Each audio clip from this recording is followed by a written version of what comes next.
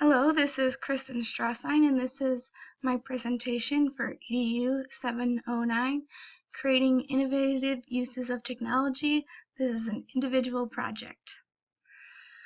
First off, I picked the topic of graffiti and street art because it was something I felt students can relate to in the art world. Many students have seen it firsthand, and I wanted to further their understanding of it and its role in the art community. Also, I wanted students to create an art lesson that involved modern technology. So for both of my lessons, I used the software Pixlr to introduce my students to higher level art editing software that had layers in it. Many professional artists are digital these days, so being familiar with these types of programs will help my students who want to pursue art gain a more competitive edge. My first lesson on graffiti and street art is on the artist Keith Haring. Graffiti tagging is illegal and often associated with gang-related activity. Street art, however, is legal when the permission is given from the property owner to the artist to create their artwork on their building. Keith Haring found a way around getting in trouble. His artwork was a response to the culture of New York City. So to get his work out there, he took to the subways. Instead of spray paint and having it be permanent, Keith Haring would draw in chalk so it could quickly be erased if law enforcement came, or on posters or flyers that could be easily torn down. Since he was not permanently defacing public property, he avoided getting in trouble while getting a lot of exposure on the subways. He became best known for his bubble-like action figures. His work eventually became famous enough to get into art exhibitions and even museums. For my first lesson, the technology that students will have to use include digital cameras, USB cords, we'll have to have a classroom set of computers, they'll need either a mouse or a stylus tool with that, they'll use the Pixlr software, and they'll be using their student Google account. We'll also be using a GIF creator, Picasso.com, and we'll be posting them to the class blog on Blogger. Students will be making a product in the end, and they'll be collaborating with 2 other students to create groups of 3. Each group will work together and take a photo of a member in the group doing an action pose for a total of 3 action poses. Then they will upload their photos to their computers. Each student will work on 1 photo in Pixlr to create a Keith Haring action figure in a pair of contrasting colors. Then they will combine their 3 photos into 1 GIF using Picasso. Finally, they will share their GIF on the class blog. This is what a finished project would look like.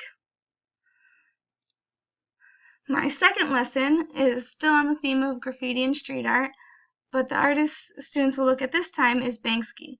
Banksy is actually an alias because the work he did was illegal. He tagged buildings quickly in the night using stencils. His work is largely satirical with dark humor and political tones.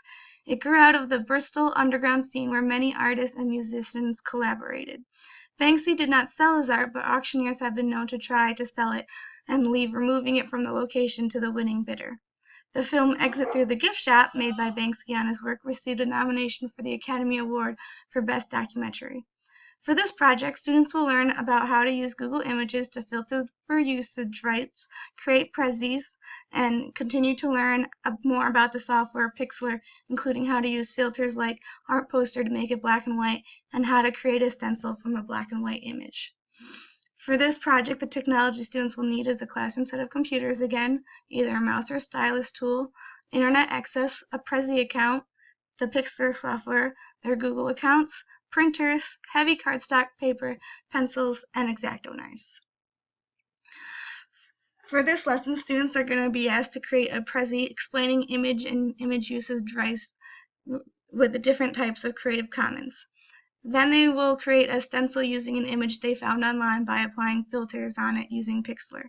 Finally, they will print their image, attach it to heavy cardstock, and cut the negative space away with an X-Acto knife. Before I move to the next slide, I want to show you an example of a Prezi on Creative Commons.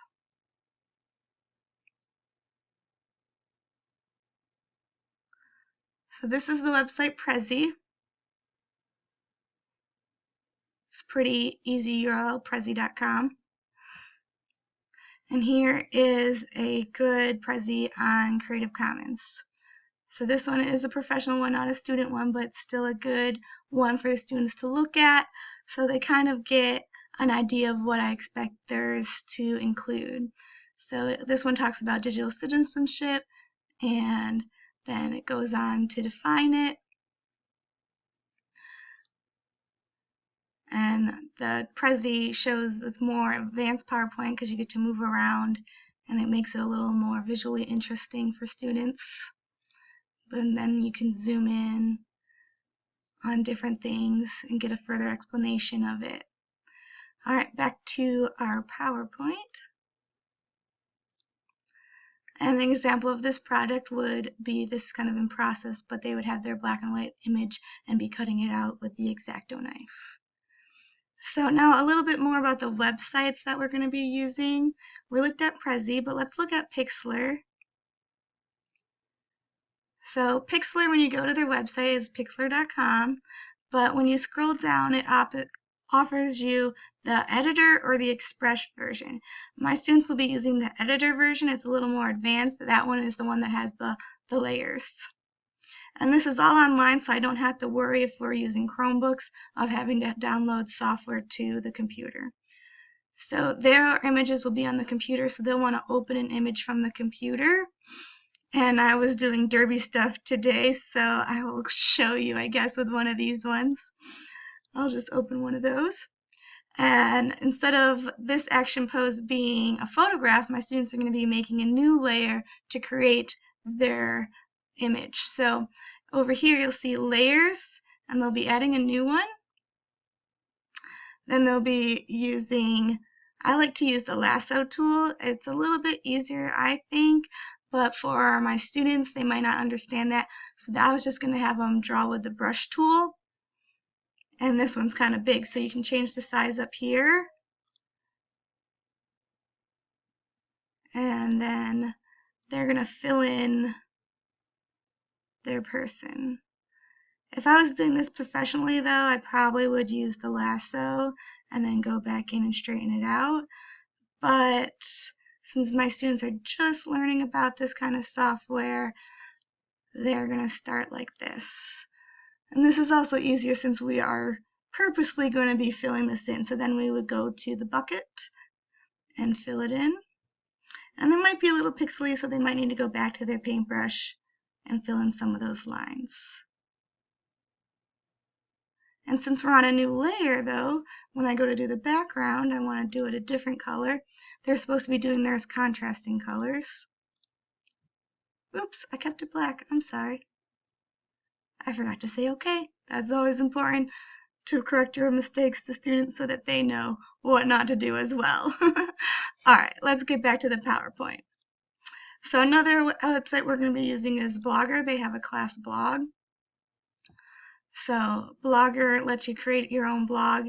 I already have one for my class, but if you didn't have one, you could create your own blog really easily. You just give it a title, so your class, and what you want your URL to be, what kind of design you want it to have,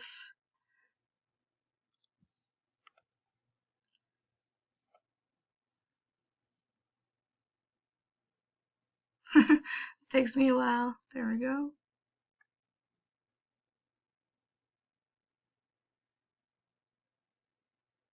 No, thanks. So this is easy. Then students, I can add them to my blog so they can all post to it. I can add different comments. I can change the layout. And it's a really great way to collaborate because then they can comment on each other's posts and stuff. There's one other website that I wanted to make sure we got to. That was Picasso. That's the GIF creator. So this one's pretty easy because all you have to do is choose your file and then say I wanted my skater and then I wanted him to slip on the banana peel. So then all I do is create the animation and it will do it for me. Then my image is a GIF now. So that's a pretty easy, fun one for students. Alright, so if you have any questions, feel free to email me your comment on my post and I would get back to you as soon as possible. Thank you for watching. Goodbye.